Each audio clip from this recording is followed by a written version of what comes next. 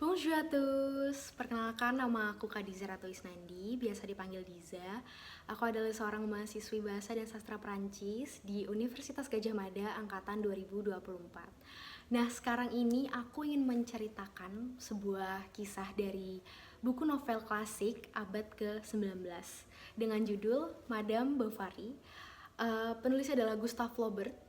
Dia adalah seorang penulis yang cukup terkenal pada masa itu karena dia ini dikenal sebagai seseorang yang perfeksionis dalam menulis, dan karena gaya penulisannya itu detail, benar-benar detail, realistis, dan tidak dilebih-lebihkan gitu. Dan untuk singkatnya saja, Gustave Flaubert ini lahir pada tahun 1821 di Rouen. Dia adalah seorang anak dari dokter bedah dan sejak kecil dia suka sekali membaca buku. Nah, untuk Madame Bovary itu sendiri pertama kali diterbitkan tahun 1857 pada abad ke-19. Nah, tetapi waktu saat buku ini keluar, saat buku ini dipublikasikan, itu sangat menuai kontroversi, sangat membuat heboh di Perancis pada masa itu karena bahkan Flaubert ini sampai diseret ke pengadilan karena dituduh merusak moral publik gara-gara ceritanya dianggap cukup vulgar pada masa itu dan tidak sesuai dengan norma ya. Dan padahal sebenarnya kalau dibaca sekarang, aku yang membaca sekarang ini menurut aku tidak vulgar sama sekali. Ceritanya benar-benar apa ya, bahasanya tidak yang vulgar gitu loh, dan memang benar-benar sangat amat jujur gitu loh dalam dia menceritakan, dalam dia menulis buku ini gitu loh. Dan tetapi pada akhirnya dia menang di pengadilan pada saat itu, dan sejak saat itu malah novel ini dianggap karya realisme terbesar di Eropa. Nah, untuk genre dari novel Madame Bovary itu sendiri bergenrekan realisme karena pada abad ke-19 memang realisme sedang berada di puncaknya, dan Flaubert sendiri ingin menceritakan kehidupan, situasi kehidupan masyarakat menengah, kelas menengah di Perancis gitu pada masa itu yang katanya penuh dengan sopan santun, tetapi sebenarnya di dalamnya itu sangat kosong. Dan settingnya itu di daerah pedesaan di Normandia, bukan di kota besar kayak di Paris gitu. Jadi semua orang di sini tuh hidupnya sebenarnya biasa-biasa saja, seperti dokter, petani, pedagang, apoteker. Tetapi mereka itu ingin kelihatan keren dan berkelas gitu. Oke, jadi kita langsung aja masuk ke ceritanya. Jadi, oh iya, sebelum itu Madame Bovary, novel Madame Bovary sendiri itu sudah dipublikasikan berkali-kali ya. Dan untuk sekarang ini aku membaca yang versi dari Wordsworth Classics yang berhalaman 269 halaman. Yang ini tuh versi bahasa Inggris gitu. Jadi di awal ceritanya itu tidak langsung menceritakan tentang Emma, tapi tentang suaminya terlebih dahulu, yaitu Charles Bovary. Jadi bagian awal itu penting banget untuk mengetahui kenapa nanti pada akhirnya hidup mereka ini berakhir berantakan. Nah, jadi pada awalnya Charles ini adalah seorang anak yang lahir sebagai anak tunggal dari keluarga kelas menengah, dan bapaknya ini adalah seorang perwira yang bisa dibilang malas-malasan, dan ibunya ini sangat overprotective. Ibunya ini sangat memikirkan masa depan dari Charles itu sendiri gitu. Dan jadi waktu sekolah juga Charles ini sebenarnya anak yang biasa-biasa saja, anak yang canggung, yang bisa dibilang cupu juga gitu. Jadi dia sebenarnya juga dari teman-temannya itu suka sekali meledek dia. Nah, akhirnya karena itu ibunya memutuskan untuk mengarahkan dia, memasukkan dia ke sekolah kedokteran gitu, biar dia memiliki status sosial yang lebih tinggi. Nah, Charles pun belajar kedokteran di Rouen, tapi ya sebenarnya dia bukan anak yang pintar, bukan anak yang, cuma dia memang rajin, masuk kelas, dia benar-benar mengikuti setiap kelas yang ada gitu. Dan dia ini bukan tipe orang yang ambisius juga, yang pada akhirnya pada saat ada ujian akhir gitu dia tidak lulus, dan ibunya tetap menyuruh dia untuk tetap mencoba lagi, dan pada akhirnya dia pun lulus sekolah kedokteran, yang sebenarnya itu sendiri bukan karena dia cerdas, tetapi karena dia menghafal soal-soal yang sudah pernah dia kerjakan sebelumnya gitu.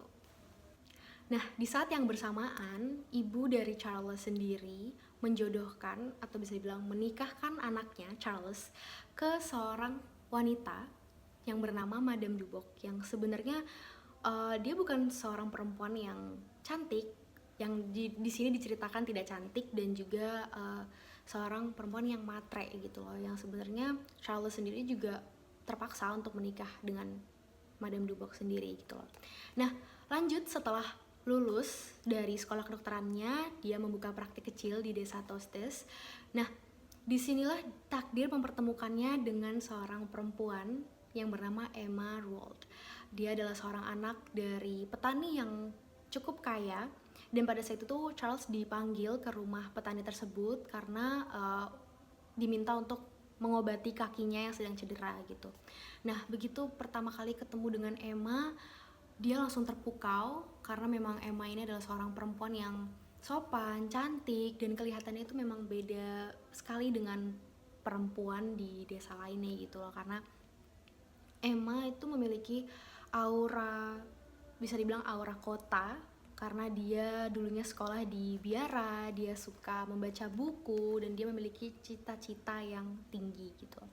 Nah, tidak lama setelah istri pertamanya Charles meninggal, ya, dia kan sempat menikah ya, jadi dia dan istrinya meninggal gitu, dia akhirnya melamar Emma karena memang mereka saling jatuh cinta, dan mereka pun akhirnya menikah.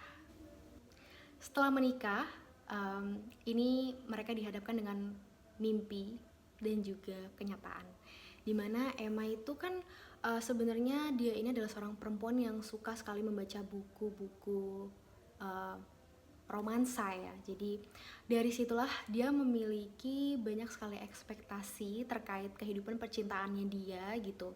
Dan ya pada awalnya dia berharap bahwa kehidupan pernikahannya akan seperti novel-novel yang pernah dia baca, novel-novel romantis yang dimana penuh dengan bunga, penuh dengan dansa, surat cinta, dan sebagainya gitu loh. Tetapi ya kenyataannya suaminya Charles itu terlalu biasa.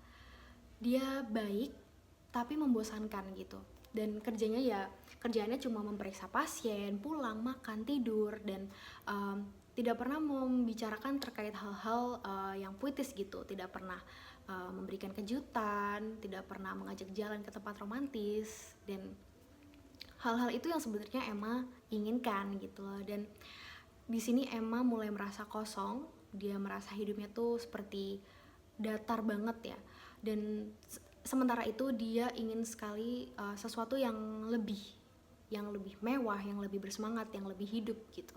Dan pada akhirnya karena merasa suntuk di desa, Charles setuju untuk pindah ke kota kecil bernama Yonville-l'Abbaye. Mereka juga di sana memiliki anak pertama mereka yang dinamakan Berthe. Nah, memasuki kehidupan mereka di Yonville ini, mereka bertemu dengan banyak sekali karakter baru. Ada Monsieur Homais, apoteker yang sok pintar, suka sekali pamer dan merasa dirinya itu paling modern. Lalu ada Leroux juga, pedagang keliling yang licik ya, yang nantinya dia akan menjadi sumber masalah besar buat Emma. Lalu ada Leon Dupuy. Nah, ini dia adalah seorang pegawai muda yang lembut, suka sekali membaca, romantis, dan ya mirip sekali lah dengan fantasi yang ada di pikiran Emma soal pria yang sempurna gitu. Dan dari sinilah Emma dan Leon mulai sering ngobrol, nonton konser bareng, bahas buku karena mereka sama-sama suka sastra, dan lama-lama saling jatuh cinta. Dan tapi pada waktu itu Emma tuh sebenarnya masih takut sama, ya karena kan itu dosa ya menurut dia, dan reputasinya dia juga gitu. Jadi hubungan mereka itu cuma berhenti di hanya sekedar tatapan dan kode-kodean saja gitu loh. Dan sampai akhirnya Leon pindah ke Paris untuk bekerja, dan disitulah Emma pun merasa ditinggalkan.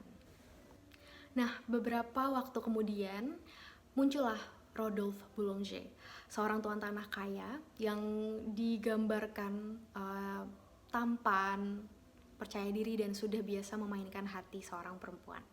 Nah, waktu pertama kali dia bertemu dengan Emma di pesta desa, dia langsung bisa dibilang apa ya, kayak wah, yang ini nih gampang jatuh cinta nih, kayak gitu. Dia langsung berpikir hal seperti itu terhadap Emma gitu.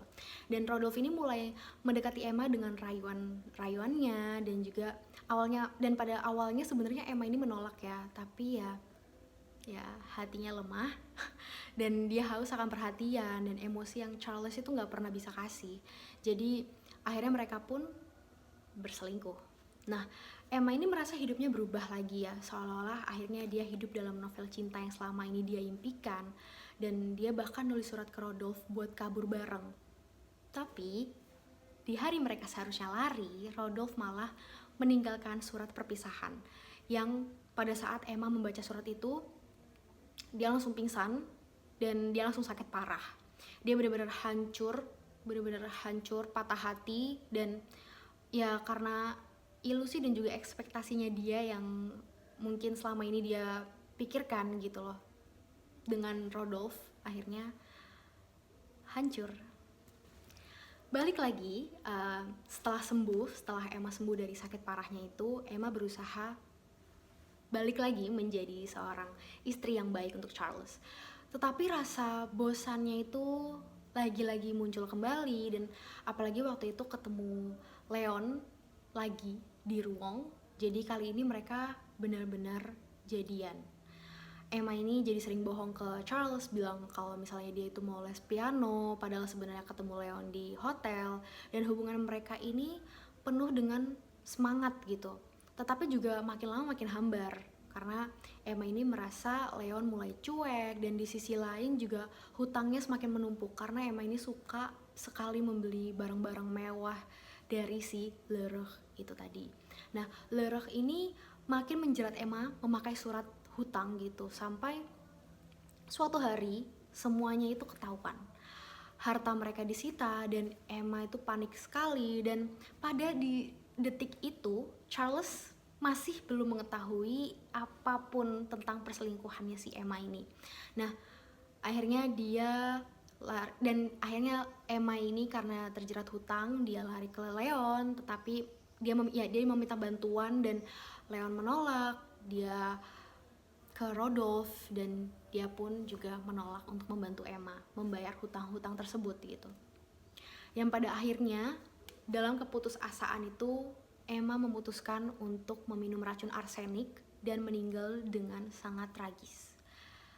Charles pun patah hati sejadi-jadinya, dan tidak lama kemudian dia pun juga meninggal gitu. Dan anak mereka Berthe pada akhirnya ya menjadi anak yang yatim piatu dan harus bekerja keras di pabrik. Nah, jadi akhir dari cerita Madame Bovary ini menurut aku ya cukup tragis ya, dan sangat amat disayangkan menurut aku. Charles-nya sendiri baru mengetahui tentang perbuatannya Emma, perselingkuhan yang selama ini Emma sembunyikan. Dia berselingkuh dengan Leon, dia berselingkuh dengan Rodolphe, itu baru Charles ketahui setelah Emma-nya sendiri meninggal dunia. Dan akhirnya setelah Emma meninggal, ya Charles menyusul Emma gitu. Nah, disinilah kejeniusan Flaubert, Gustave Flaubert. Dia tidak hanya bercerita soal cinta ya di buku Madame Bovary ini, tetapi juga menggambarkan wajah asli kelas menengah di Prancis pada waktu itu. Jadi semua orang di Yonville tuh seperti punya obsesi untuk terlihat modern dan berkelas gitu ya.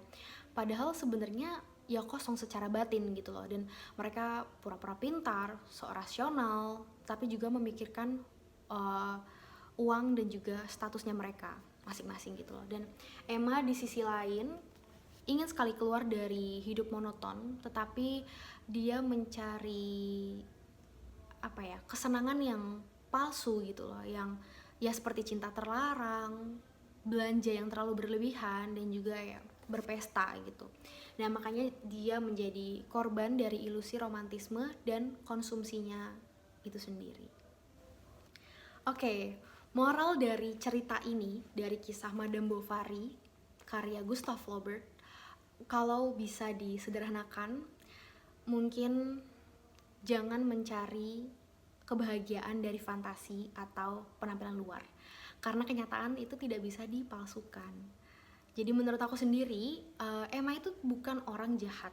Dia itu hanya terjebak antara impiannya dia, antara ekspektasinya dia terhadap kisah kehidupan percintaannya dia dengan banyaknya novel-novel romantis yang sudah dia baca, dengan realitas yang intinya tuh jauh berbeda gitu loh, yang karena memang ekspektasi dia yang terlalu tinggi, ya jadi menghancurkan realita yang sebenarnya tidak seindah itu gitu loh. Dan tragisnya juga semua orang di sekelilingnya Emma itu ikut hidup dalam kepalsuan gitu loh. Dan kalau ditarik ke zaman sekarang, kisah Emma itu mirip sekali dengan kita di era media sosial. Banyak orang yang merasa hidupnya itu kurang, lalu mencari pelarian lewat konsumsi, validasi, atau cinta yang instan, yang bisa dibilang ya anak-anak zaman sekarang suka FOMO, suka takut ketinggalan ini, takut ketinggalan itu, yang dimana ya itu jujur menurut aku cukup relevan sih dengan cerita ini gitu loh. Dan yang sebenarnya hasil dari semua itu ya tidak lain tidak bukan kosong aja gitu. Oke, jadi mungkin itu akhir dari cerita Madame Bovary yang bisa aku ceritakan. Oke, sampailah kita di penghujung cerita kisah Madame Bovary ini. Sebelumnya aku mau berterima kasih kepada Madame Arum dan juga mata kuliah pengantar sejarah dan kesusastraan Perancis yang sudah membuat aku membaca novel ini. Ini adalah novel karya sastrawan Perancis pertama yang aku baca sejujurnya. Dan dari Madame Bovary sendiri menceritakan bukan hanya kisah cinta yang gagal, tetapi juga potret sosial dan psikologis manusia modern gitu, yang bahkan sampai hari ini masih relevan sekali. Dan Gustave Flaubert juga berhasil menulis sesuatu yang kelihatannya sebenarnya kecil, yang sebenarnya kan ini hanya cerita tentang perselingkuhan gitu loh, tetapi memiliki makna yang dalam sekali jika kita mengerti, benar-benar mengerti tentang apa yang sebenarnya tujuan dari Flaubert sendiri untuk menceritakan kisah ini gitu loh. Dan ya tentang rasa bosan, ilusi, dan mimpi yang terlalu tinggi, yang bukan terlalu tinggi sih, terlalu mimpi yang salah arah sih gitu. Jadi sekian dari aku, kurang lebihnya mohon maaf jika aku ada salah perkataan. Dan aku harap dari video ini kalian akan tertarik untuk membaca novel Madame Bovary karya Gustave Flaubert. Oke, segitu saja, sekian, terima kasih, au revoir, merci beaucoup.